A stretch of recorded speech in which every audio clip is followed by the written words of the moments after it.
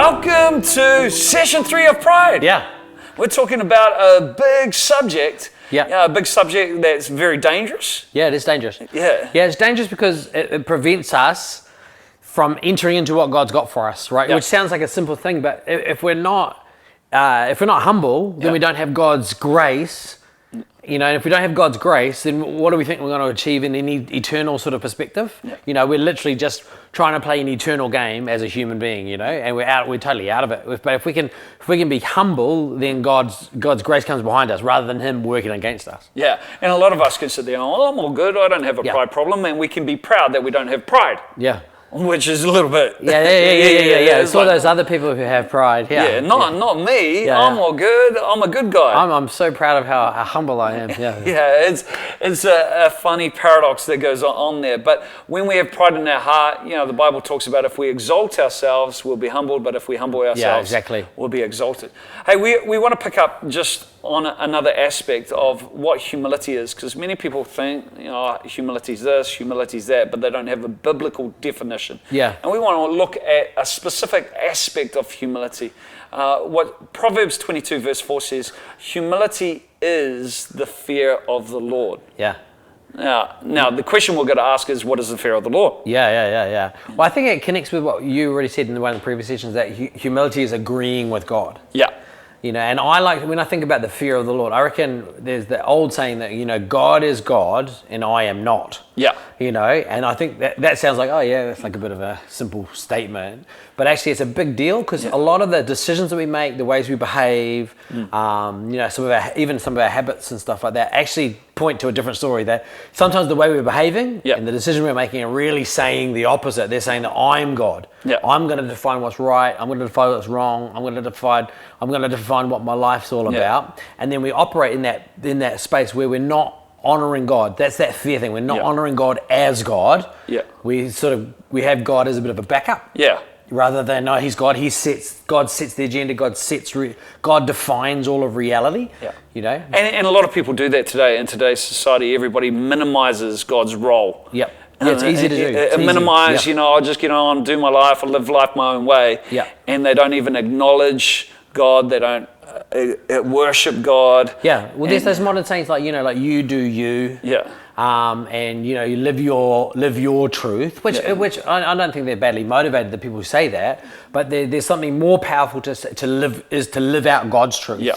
Is actually more powerful, because that's a safer place to be. If I have to define truth, that's going to be really difficult, because actually in the back of my mind I do know that I'm an idiot. Yeah. You know, whereas if we can come back to the Word of God, we Yeah. can put ourselves in a community of faith where we're together, we say, no, this is what truth looks like, this is who God is, and let's honor this, let's fear this, let's walk in accordance with this. Yeah. Then you've got like a gravitational center for your life and for purpose. Yeah, I think it's a sad truth that the most common song sung at funerals is "I Did It My Way." Yeah.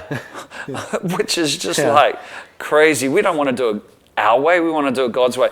In 2 Timothy chapter 3, Paul to Timothy, you know, just speaks of the last days as to what will happen. Yeah. And it's pretty confronting, because, you know, we could read this, and we're going to do it in a moment, and I guarantee we'll see a lot of this in today's world, and maybe even in our own lives. And listen to what he said in 2 Timothy chapter 3 verse 1. It says, "You should know this, Timothy, that in the last days there will be very difficult times.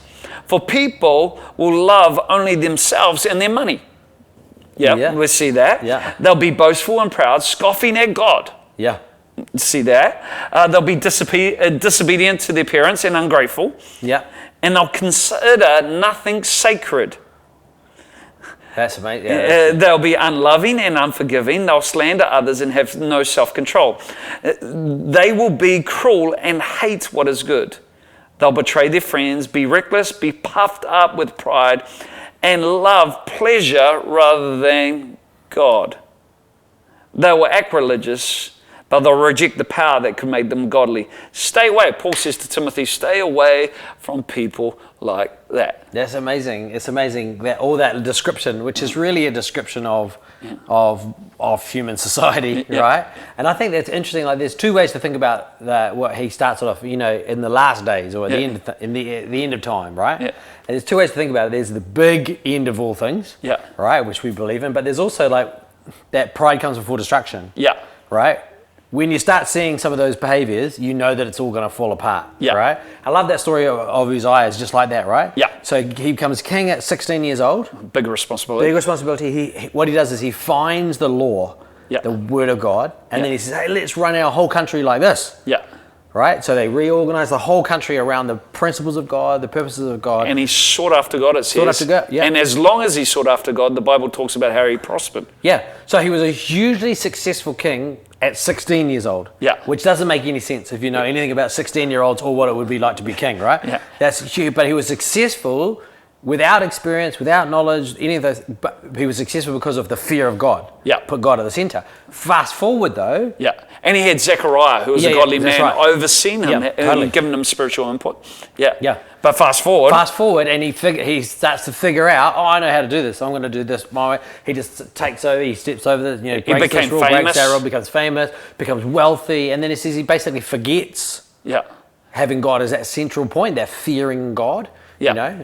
It says his heart became strong. In himself. Yeah, strong in himself. Yeah. Yeah, he was strong in himself, and that led to ultimately his destruction. Yeah, and that's the same thing. Sometimes we can think, in the end times, people will behave like that. Yeah. No, what we need to do is look at our own little world and go, okay, this will all fall over.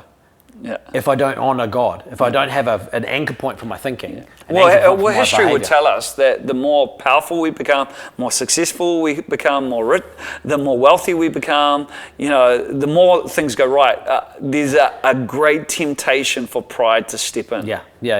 Because it's really easy to tell ourselves that we did it ourselves. Yeah. Oh, look at me, I'm wonderful. Look, but favor, any blessing we receive in our life, needs to bring us back to the fear of the Lord. Yeah. I like just this progression. Friendship with God will release the favor of God. Yeah, nice. But favor should lead us back to fear. Yeah, nice. Which then should bring us back to friendship. The friendship with God, yeah. Because that's the alignment where we're working as God would work. Yeah. Now, there's so many benefits of fearing God. In fact, there's so many scriptures we could take you through. We're not going to take you through them live on video, but what we're going to do in your study guide is we're going to list out some scriptures that reference the fear of the Lord.